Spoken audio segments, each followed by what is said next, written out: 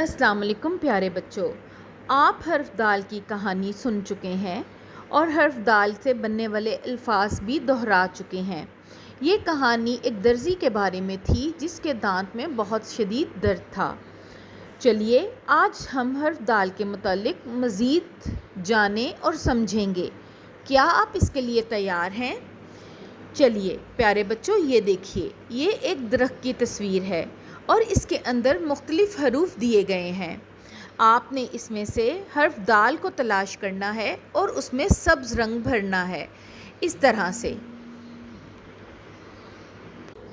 مجھے امید ہے آپ حرف دال کو آسانی سے تلاش کر کے اس میں رنگ بھر لیں گے۔ پیارے بچوں، چلیے آگے بڑھتے ہیں۔ اب باری ہے حرف کی بناوٹ سیکھنے کی۔ یہ دیکھیے، یہ حرف دال ہے۔ آپ نے اس کے اوپر کریون پھیر کر اسے لکھنا ہے اور یاد رکھنا ہے، حرف دال ایک فرشی حرف ہے کیونکہ یہ لائن کے اوپر اس طریقے سے لکھا جاتا ہے۔